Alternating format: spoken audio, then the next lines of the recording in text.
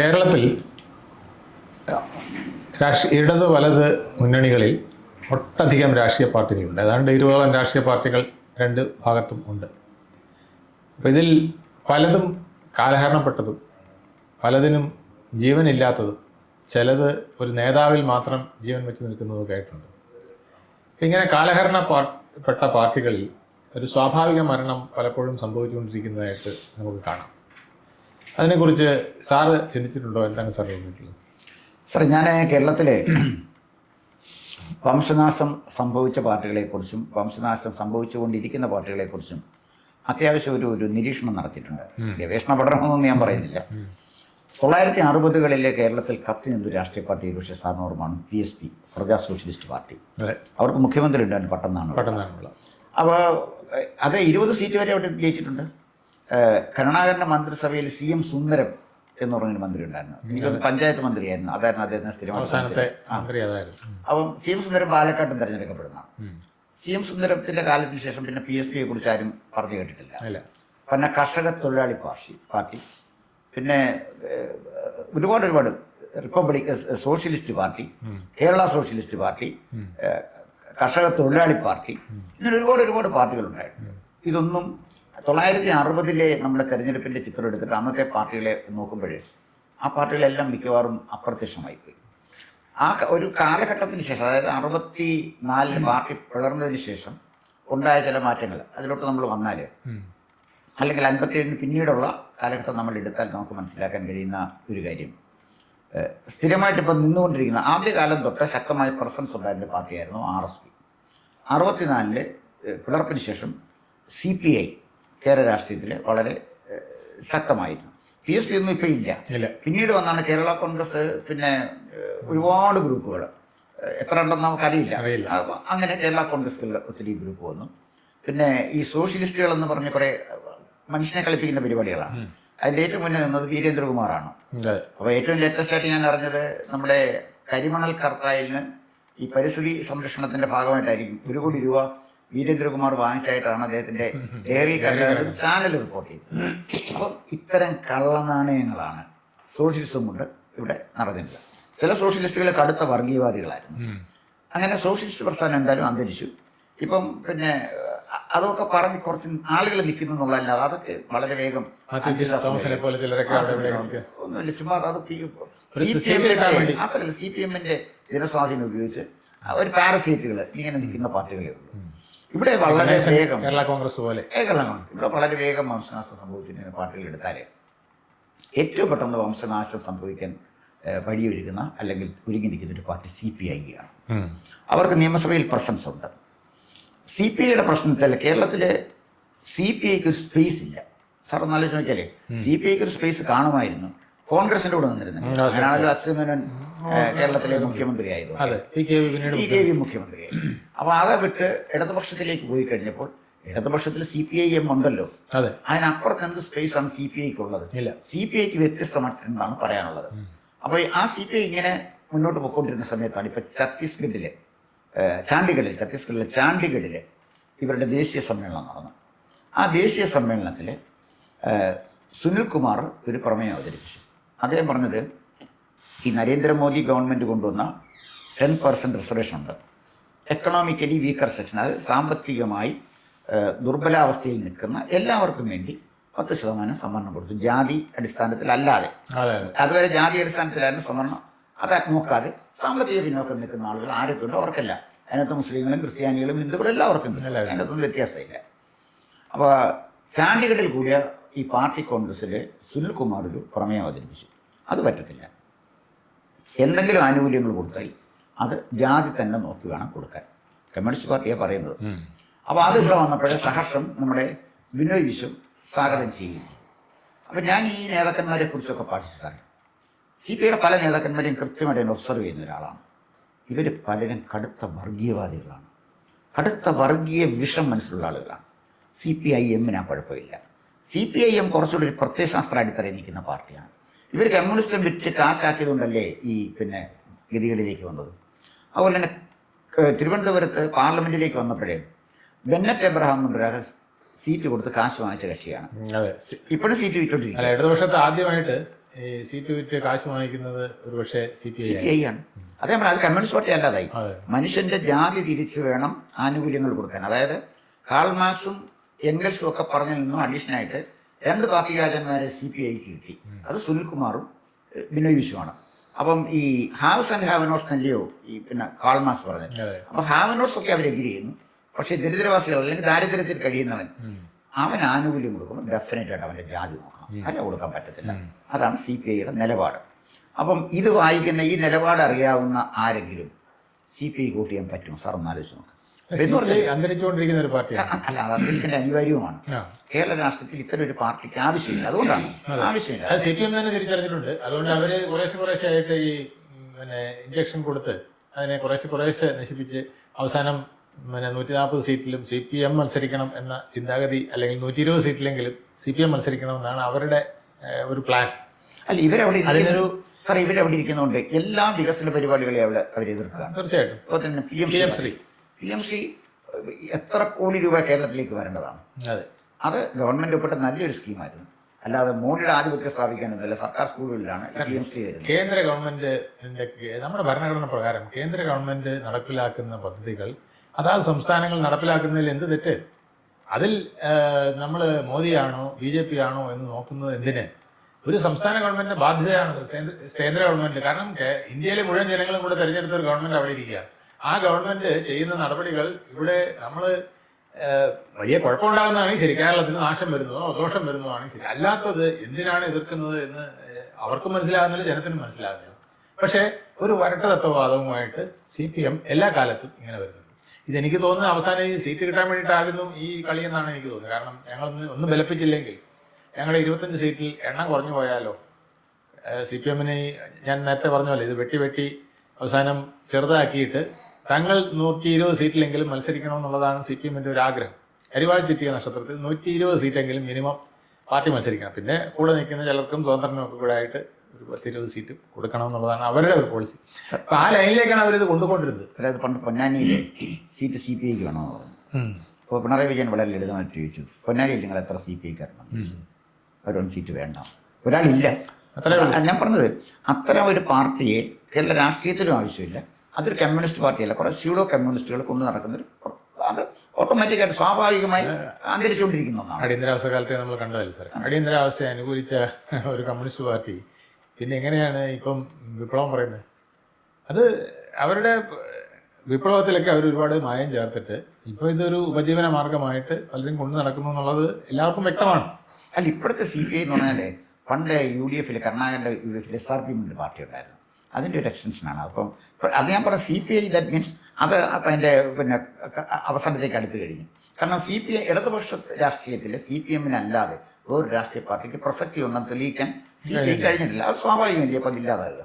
പിന്നെ ഒരു പാർട്ടിയുള്ള സാറേ RSP ആണ്. RSP ഒരുപാട് വലിയ നേതാക്കന്മാരുണ്ടായിരുന്ന പാർട്ടിയാണ്. സാറിന് അറിയാമല്ലോ, ശ്രീകണ്ഠൻ നായർ, ബേബി ജോണ്, അതുപോലെ തന്നെ ബാബു, പിന്നെ TK ദിവാകരൻ, പങ്കജാക്ഷൻ, ഒരു നിര നേതാക്കന്മാർ, RS ഉണ്ണി, ഇങ്ങനെ ഒരുപാട് നേതാക്കന്മാരുണ്ടായിരുന്ന നേതാക്കന്മാരും. അവര് 1957 26 സീറ്റിലാണ് കേരളത്തിൽ മത്സരിച്ചത്. അന്ന് 140 സീറ്റും ഇല്ല. എന്നിട്ട് 26 സീറ്റിൽ മത്സരിച്ച ഒരു പാർട്ടിയാണ് ഇന്ന് 4 സീറ്റിലും മറ്റാണ് അവരാകെ ചോദിച്ചിരിക്കുന്നത്. അപ്പോൾ ഇതിനകത്ത് ഇപ്പോഴത്തെ ഒരു സ്ഥിതി എന്ന് പറഞ്ഞാൽ ഈ തെരഞ്ഞെടുപ്പിലുണ്ടാകുന്ന വലിയൊരു ഗതികേടെന്ന് പറയുന്നത്, അവരെ പ്രതീക്ഷിച്ച് കൊണ്ട് നിർത്തിയിരിക്കുന്ന ഷിബു ബോബി ജോണിനെ നിർത്തിയിരിക്കുന്നത് ചവറയിലാണ്. നല്ല ഫൈറ്റാണ്, നമുക്കൊന്നും പറയാൻ പറ്റില്ല, നല്ല ഫൈറ്റാണ്. ഇൻ കേസ് ഷിബു ബേബി ജോൺ അവിടെ പരാജയപ്പെട്ടു പോയാൽ പിന്നെ പിടിച്ചു നിൽക്കാൻ RSPക്ക് കഴിയില്ല. അതാണ് അതിൻ്റെ ഒരു ഗതികേട്. അല്ല, പണ്ടേ പറയുന്നത് ചവറ മുതൽ ചവറ വരെ നീണ്ട ഒരു പാർട്ടി എന്നാണ്. പിന്നിപ്പോൾ അതിനൊരു ജീവൻ കൊടുത്തിരിക്കുന്നത് പ്രേമേന്ദ്രൻ ഈ പാർലമെന്റിലുള്ളതുകൊണ്ട്. പാർലമെന്റ് നന്നായിട്ട് പഠിച്ചിട്ട് പ്രേമേന്ദ്രൻ കാര്യം പറയുമ്പോൾ RSPയുടെ പ്രതിനിധി പാർലമെന്റിൽ സംസാരിക്കുന്നു എന്നറിയാം. അതല്ലാതെ ഇതിനൊരു ജീവൻ കൊടുത്ത് നിലനിർത്തിയിരിക്കുന്നത് എനിക്ക് പ്രേമേന്ദ്രനാണ്. തീർച്ചയായിട്ടും. പിന്നെ വരുന്ന ഇപ്പോഴും ഇരവിപുരത്ത് അവർ സ്ഥാനാർത്ഥിയെ നിർത്തിയിട്ടുണ്ട്. ആ സ്ഥാനാർത്ഥി നല്ല ഫൈറ്റാണ്, നൗഷാദുമായിട്ട് നല്ല ഫൈറ്റാണ് അവരുടെ യൂത്ത് വിഭാഗത്തിന്റെ. പിന്നെ എനിക്കൊന്ന് ആറ്റിങ്ങൽ അത് വേറെ വലിയ ഗുണവും ചെയ്യുമെന്ന് പൊതുവെ പറയുന്നില്ല. അപ്പോൾ ഇവർക്ക് ജയിക്കാൻ സാധ്യതയുള്ള ഒരു സീറ്റ് എന്ന് പറയുന്നത് ചവറയാണ്. അവിടെ കിട്ടിയില്ലെങ്കിൽ പിന്നെ RSPക്ക് രാഷ്ട്രീയത്തിൽ സർവൈവ് ചെയ്യാൻ ബുദ്ധിമുട്ടാണ്. അതാണ് പറ്റില്ല സാർ. പിന്നെ അതിനകത്ത് നിന്നിട്ട് കഴിഞ്ഞ നിയമസഭയിലല്ലായിരുന്നു, ഈ 2-3 നിയമസഭകളിലായിട്ട് 0. പിന്നെ പിണറായി വിജയന്റെ ആനുകൂല്യം കൊണ്ട് കോവൂർ കുഞ്ഞുമോൻ ലെനിനിസ്റ്റ് RSP ഉണ്ടാക്കിയിട്ടുണ്ട്. ആ ലെനിനിസ്റ്റ് RSPയുടെ ഒരാളായിട്ട് കുന്നത്താട് നിന്ന് ജയിക്കുന്നുണ്ട്. അതല്ലെങ്കിൽ കുന്നത്തൂരിൽ നിന്ന് ജയിക്കുന്നുണ്ട്. അതല്ലെങ്കിൽ ആ സീറ്റും ഇല്ലാതാവും. ഇത്തവണ അതും നഷ്ടപ്പെടും എന്നുള്ളതാണ്. ലെനിനിസ്റ്റ് ഈ പ്രാവശ്യം ബുദ്ധിമുട്ടാണ്. കാരണം ഉല്ലാസ് കോവൂരാണ് അവിടെ നിൽക്കുന്നത്. അപ്പോൾ അതുകൊണ്ട് RSPയെ സംബന്ധിച്ചിടത്തോളം അതിൻ്റെ ഗതി അതായി. പിന്നെ കേരള കോൺഗ്രസ്, ആന്റണി ഗ്രൂപ്പ് കേരള കോൺഗ്രസ്, അതൊക്കെ അപ്രസക്തമാണ്. അതിനൊന്നും ഒരു മുന്നണിയിൽ വെച്ച് പൊറുപ്പിക്കാൻ പാടില്ല. കടന്നപ്പള്ളി രാമചന്ദ്രന്റെ കോൺഗ്രസ് അതും ഫിനിഷിംഗ് പോയിന്റിലാണ്. പിന്നെ കേന്ദ്രത്തിലുള്ളത് കൊണ്ട് എലത്തൂര് ഇത്തവണ ശശീന്ദ്രൻ തോറ്റുപോകുമെന്നാണ് അറിയുന്നത്. എലത്തൂര് നമ്മുടെ NCP ശശിധരനെ വോട്ട് ചെയ്ത് ജയിപ്പിക്കുന്നവരെ സാറേ പറയേണ്ടത്. ക്ലോക്ക് ചിഹ്നം പോലും കിട്ടിയില്ല. അല്ല, ശശീന്ദ്രനൊക്കെ നിൽക്കുന്നതിന് അർത്ഥം എന്താണ്? റിട്ടയർ ചെയ്ത് മാറി നിൽക്കണ്ടേ? ശശീന്ദ്രനെ, കടന്നപ്പള്ളി, ഇവരൊക്കെ മാറി നിൽക്കണ്ടേ? തീർച്ചയായിട്ടും. അപ്പം ഇത്തരം പാർട്ടികൾ, അതായത് വളരെ വേഗം ജീർണാവസ്ഥയിൽ നിൽക്കാൻ കേരള കോൺഗ്രസിനെ സർവൈവ് ചെയ്യാൻ കഴിയുന്ന കേരള കോൺഗ്രസിലൊന്നും ജോസഫ് ഗ്രൂപ്പ് ഈ പള്ളിയുടെ സ്ട്രോങ് സപ്പോർട്ടുള്ള, പള്ളിയുടെ സപ്പോർട്ടുള്ള ജനകീയ പിന്തുണയിലൊന്നുമല്ല, പള്ളിയുടെ സപ്പോർട്ടുള്ള അവരൊരു കത്തോലിക്ക കോൺഗ്രസ് എന്ന നിലയിലാണ് നിൽക്കുന്നത്. കേരള കോൺഗ്രസ് എന്നൊക്കെ ചുമ്മാ പറയുന്നുള്ളതല്ലാതെ കത്തോലിക്ക കോൺഗ്രസ് എന്നാണ് പറയുന്നത്. അതിനകത്തൊരു നേതാവ് ഉണ്ടായിരുന്നു. അദ്ദേഹം ഈ ചന്ദനക്കുറി ഇട്ട ഒരാൾ തൊഴുതൽ അദ്ദേഹം തിരിച്ചു കൊടുത്തില്ല. പേര് പറഞ്ഞ് ശരിയല്ലാത്തതുകൊണ്ടാണ് പറയുന്നത്, എനിക്കറിയാവുന്നുണ്ടാവും. ഒരാൾ തൊഴുക, അവൻ്റെ നെറ്റിക്ക് ചന്ദനക്കുറി ഉണ്ടെങ്കിൽ തിരിച്ചു കൊടുത്തില്ല. വേറെ നേതാവ് ഉണ്ടായിരുന്നു. നമ്മൾ എന്തെങ്കിലും പറയാൻ ചെന്ന് ആദ്യം നമ്മുടെ പേര് ചോദിക്കുമായിരുന്നു. അത് ഷെവലിയർ പട്ടം കിട്ടിയത് തന്നെയായിരുന്നു. അപ്പോൾ ഞാൻ പറഞ്ഞത് ഇതൊക്കെ നമ്മുടെ കേരളത്തിൽ കണ്ടുകൊണ്ടിരിക്കുക. ഇന്നലെ വരെ ഇത് ചർച്ച ചെയ്യപ്പെടാതെ പോയി സോഷ്യൽ മീഡിയ ഇല്ലാത്തതുകൊണ്ടാണ്. ഇന്ന് സോഷ്യൽ മീഡിയ ഉള്ളതുകൊണ്ട് ഇത്തരം സ്യൂഡോ സെക്യുലറിസ്റ്റുകളെ തുറന്നു കാണിക്കാൻ നമുക്ക് പറ്റുന്നുണ്ട്. അതുപോലെ തന്നെ വ്യക്തിഗത പാർട്ടികളാണ്. ഇപ്പോൾ CMP, CP ജോൺ ഇല്ലെങ്കിൽ CMP ഇല്ല, RMP, രമേശ് RMP ഇല്ല. ഈ രൂപത്തിലാണ് പോകുന്നത്. ഞാൻ പലപ്പോഴും വിചാരിക്കാറുണ്ട് സാർ, ഈ ഇടതുപക്ഷത്തൊരു പിന്നെ കമ്മ്യൂണിസ്റ്റ് കിടക്കുന്ന പോലെ വലതുപക്ഷത്തും ഒരു കമ്മ്യൂണിസ്റ്റ് കിടക്കുന്നത് വലിയ കുഴപ്പമില്ലാന്ന് തോന്നുന്നെങ്കിൽ ഇതെല്ലാം കൂടെ ഒന്നിച്ചിട്ട് ഒരു CRMP ഉണ്ടായെങ്കിൽ കൊള്ളാമെന്ന് ഞാൻ വിചാരിക്കാറുണ്ട്. കമ്മ്യൂണിസ്റ്റ് റവല്യൂഷണറി മാർക്സിസ്റ്റ് പാർട്ടി എന്ന് പറഞ്ഞൊരു CRMPക്ക് സ്കോപ്പ് ഉണ്ടോ എന്ന് ഇവരെ കൂടെ ആലോചിച്ചാൽ കൊള്ളാമെന്ന് ഞാൻ എപ്പോഴും ചെയ്യുന്നത്. രമ ഇപ്പം ഈയിടെ കണ്ട് പറയുന്നത് കേട്ടു, ഞങ്ങൾ കമ്മ്യൂണിസ്റ്റ് പാർട്ടി വിപുലീകരിക്കും. അപ്പോൾ G. സുധാകരനെ പോലുള്ളവരൊക്കെ പുറത്ത് നിൽക്കുകയാണല്ലോ, അവരെല്ലാം കൂടെ ഞങ്ങളുടെ കൂടെ വന്ന് കയറും. TK ഗോവിന്ദൻ, പിന്നെ അവിടെ കുഞ്ഞികൃഷ്ണൻ, ഇങ്ങനെയുള്ളവരൊക്കെ കൂടെ വരുമ്പം ഞങ്ങളിത് വിപുലീകരിക്കുന്ന ഇവർ മാത്രമല്ലാതെ CP ജോണിനെയും പിന്നെ പ്രേമേന്ദ്രനെയും ഒക്കെ കൂടെ എടുത്തിട്ട് ഒരു CRMP ഉണ്ടാക്കിയാൽ കുറച്ചുകൂടെ ഭേദമായിരിക്കും. അവർക്കും നല്ലത്, ജനത്തിനും നല്ലത്. ഒരു രാഷ്ട്രീയ പാർട്ടി എന്നുള്ള നിലയിൽ ഇപ്പോൾ വടകരയിൽ ഒരാളുണ്ട്. പിന്നെ അതുപോലെ തന്നെ ഇങ്ങോട്ട് വരുമ്പം പിന്നെ ഓരോ ജില്ലകൾ നോക്കിയാലും പലയിടത്തും പിന്നെ ഓരോരുത്തർ വീതം നേതാക്കൾ എടുക്കാനായിട്ടുണ്ട്. ട്രിവാൻഡ്രത്ത് ഇപ്പം CP ജോണുണ്ട്, പിന്നെ ഷിബു ബേബി ജോണും പിന്നെ പ്രേമേന്ദ്രനും കൊല്ലത്തുണ്ട്. ഇങ്ങനെ ഓരോ സ്ഥലത്തും കുറച്ച് നേതാക്കളെങ്കിലും എടുക്കാനായിട്ട് ഒരുക്കുകയാണ്. അപ്പം നേതാക്കൾ വരുമ്പം ഇത്രയും നേതാക്കളും ഇത്രയും അവർക്ക് ഒരു 4-5 MLA-മാരൊക്കെ വന്നാൽ തീർച്ചയായിട്ടും അതിനകത്തൊരു പ്രസക്തി ഉണ്ടാവും. പക്ഷെ CPI കൂടെ അതിനകത്ത് പോയാൽ CPI ചേർത്തില്ല. അത് ഞാൻ സംബന്ധിച്ച് പറഞ്ഞതേ, ഇപ്പോൾ ഈ കേരള രാഷ്ട്രീയം പൊതുവായിട്ട് എടുത്താൽ ജനകീയമായ അടിത്തറയുള്ളൊരു പാർട്ടി എന്ന് പറയുന്നത് CPIM ആണ്. കോൺഗ്രസ് ജനകീയമായ അടിത്തറയുള്ള പാർട്ടിയാണ്. BJP ജനകീയമായ അടിത്തറയുണ്ട്. മുസ്ലിം ലീഗിന് ജനകീയമായ അടിത്തറ. ഈ 4 പാർട്ടികൾ കഴിഞ്ഞാൽ ജനകീയമായ അടിത്തറയുള്ള ഒരു പാർട്ടിയും കേരളത്തിലില്ല. ഇവരെ ആശ്രയിച്ച് നിൽക്കുന്ന കുഞ്ഞു കുഞ്ഞു കക്ഷികളാണ്, കൊച്ചു കൊച്ചു ഉപഗ്രഹങ്ങളാണ് ഇവിടെ. പിന്നെ കേരള കോൺഗ്രസിനകത്ത് ഒരു പ്രത്യയശാസ്ത്രം പറയാൻ പറ്റുന്ന കേരള കോൺഗ്രസ് മാണി ഗ്രൂപ്പാണ്. കാരണം മാണി സാറിന്റെ അധ്വാനവർഗ സിദ്ധാന്തം മുന്നോട്ട് വെച്ചിട്ടുണ്ട്. അവർ ഈ പിന്നെ സീറ്റൊക്കെ ഡിസ്ട്രിബ്യൂട്ട് ചെയ്യുമ്പോഴേ അഗ്രഹിച്ചവർക്കും അവർ സീറ്റ് കൊടുക്കാറുണ്ട്. അതുകൊണ്ട് അന്ന് ബാലൻസ് ചെയ്തു പോകുന്നുണ്ട്. അത് ഹിന്ദുക്കളുമുണ്ട്, മുസ്ലിങ്ങൾക്കൊക്കെ സീറ്റ് കൊടുത്തിട്ടുണ്ട് Mani group Kerala Congress. Joseph group Kerala Congress സത്യം പറഞ്ഞാൽ മുസ്ലിം ലീഗിനേക്കാൾ മോശം പാർട്ടിയാണ്. മുസ്ലിം ലീഗ് കുറച്ച് ഒന്നും ഇല്ലെങ്കിലും പിന്നെ ഒരു ജയന്തി രാജനെയും എടുത്തിട്ടുണ്ടല്ലോ, ജോസഫിൽ അതുമില്ല. അപ്പൊ പിന്നെ നിന്നോട്ടെ, നിൽക്കേണ്ടതല്ല ഞാൻ പറഞ്ഞു. ഞാൻ പലപ്പോഴും ചോദിക്കാറുണ്ട് സാറേ, ഈ പിന്നെ ജമ്മു കാശ്മീരിലെ PDPയും BJPയും കൂടെ ചേർന്നപ്പോൾ അവർ മന്ത്രിസഭ ഉണ്ടാക്കി. അതുപോലെ ഇവിടെ മുസ്ലിം ലീഗും BJPയും കൂടെ ചേർന്ന് കഴിഞ്ഞാൽ ഒരു മന്ത്രിസഭ ബാക്കി എല്ലാവരും തോറ്റു. BJPയും മുസ്ലിം ലീഗും ഒന്നിച്ച് നിന്ന് കഴിഞ്ഞാൽ എനിക്ക് തോന്നുന്നത് CPM-ഉം കോൺഗ്രസും എല്ലാം തോറ്റു പോകുന്ന അവസ്ഥയിലെത്തും. കാരണം ഈ രണ്ടുപേരുടെ ബേസിലാണ് പലരും നിൽക്കുന്നത് എന്നുള്ളതാണ് സത്യം. ഈ ഹിന്ദു വോട്ടുകളുടെ ഏകീകരണവും മുസ്ലിം വോട്ടുകളുടെ ഏകീകരണവുമാണ് ഈ പാർട്ടികളെല്ലാം വീതം വെച്ചുകൊണ്ട് ഇരിക്കുന്നത്. ഈ വീതം വെപ്പ് നിർത്തി അവർ ഡയറക്റ്റായിട്ട് ഈ പച്ചയായ പിന്നെ ബിഹൈൻഡ് ദ സ്ക്രീനിലുള്ള പൊളിറ്റിക്സ് വെളിയിൽ കൊണ്ടുവന്നു കഴിഞ്ഞാൽ ഇവിടുത്തെ നാഷണൽ പാർട്ടികളുടെ കഥ കഴിയേണ്ട കാലഘട്ടം വരുമെന്നാണ് തോന്നുന്നത്. അല്ല, അത് വരണം സാറേ. ഈ വ്യക്തിഗതമായി നിൽക്കുന്ന പാർട്ടികൾ, ഇപ്പം പിന്നെ കേരള കോൺഗ്രസ്, പിന്നെ ബാലകൃഷ്ണനുള്ള ഗ്രൂപ്പ്, അപ്പോൾ ഗണേശന് അത്ര ഒരു പാർട്ടി കൊണ്ടാവുന്നത്.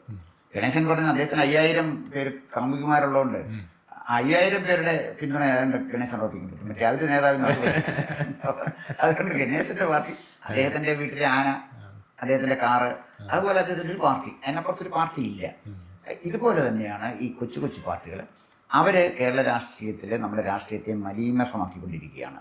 ജനങ്ങളോട് ചിന്തിക്കണം, ഈ കുഞ്ഞു കുഞ്ഞു പാർട്ടികളിലൂടെ ആവശ്യമാണോ എന്ന്. കുറച്ചുകൂടെ ബ്രോഡായിട്ട് ജനങ്ങൾ ചിന്തിക്കാൻ തുടങ്ങുകയാണെങ്കിൽ ഈ കൊച്ചു കൊച്ചു കക്ഷികളെ ഒതുക്കി നിർത്താനും പ്രബലരായ കക്ഷികളെ നിലനിർത്താനും കഴിഞ്ഞാൽ നമ്മുടെ ജനാധിപത്യം കുറച്ചുകൂടെ സർഗാത്മകമാകും. ഒന്നാമത്തെ കാര്യം, വല്ലാത്ത അധികാര വീതം വരികയില്ല. അപ്പോൾ കുറച്ചുകൂടെ അഴിമതിരഹിതമായിട്ടൊക്കെ അതിനെ മാറ്റാൻ കഴിയുന്ന അതാണ്. എന്തായാലും വംശനാശം സംഭവിച്ചുകൊണ്ടിരിക്കുന്ന ഈ പാർട്ടികൾക്കൊക്കെ വളരെ വേഗം വംശനാശം സംഭവിക്കട്ടെ എന്ന് നമ്മൾ പ്രാർത്ഥിക്കുന്നത് നമ്മുടെ ജനാധിപത്യത്തിൻ്റെ നന്മയ്ക്ക് വേണ്ടി തന്നെയാണ്. തീർച്ചയായിട്ടും. കാരണം ഒരു പാർട്ടി, ഒന്നുകിൽ ഒരു പാർട്ടി ഭരിക്കുക, അല്ലെങ്കിൽ 1, 2, 3 പാർട്ടികൾ, അതിൽ കൂടുതലായി കഴിഞ്ഞാൽ അതിൻ്റെ ആ ഭരണത്തിൽ പിന്നെ ഒരു പങ്കുമില്ലാത്ത പോലെ ആവും. ഈ അപ്പം വീതം വെക്കുന്ന പോലെ 19 മന്ത്രിമാരെ അങ്ങോട്ടും ഇങ്ങോട്ടും വീതം വെക്കുന്നു. അത് കഴിഞ്ഞിട്ട് അതിൻ്റെ ബോർഡുകളെ വീതം വെക്കുന്നു. ഇവരെല്ലാം ഇതിന്ന് കൊള്ളയടിച്ചുകൊണ്ട് പോകുന്നു. അങ്ങനെ ഖജനാവിന് 6000 ലക്ഷം കോടി കടം വരുന്നു. ഈ അവസ്ഥയിലേക്കാണ് നമ്മുടെ നാട് പോയിക്കൊണ്ടിരിക്കുന്നത്. അപ്പം ജനം എന്തെങ്കിലും ഒന്ന് ചിന്തിച്ചാൽ നന്നായിരിക്കും. കൂടുതൽ വാർത്തകളും വിശേഷങ്ങളും നേരിട്ട് ലഭിക്കാൻ ജനങ്ങളിൽ നിന്ന് ജനങ്ങളിലേക്ക് ജനഭൂമി ന്യൂസ് സബ്സ്ക്രൈബ് ചെയ്യൂ. ബെൽ ബട്ടൺ അമർത്താനും മറക്കരുത്.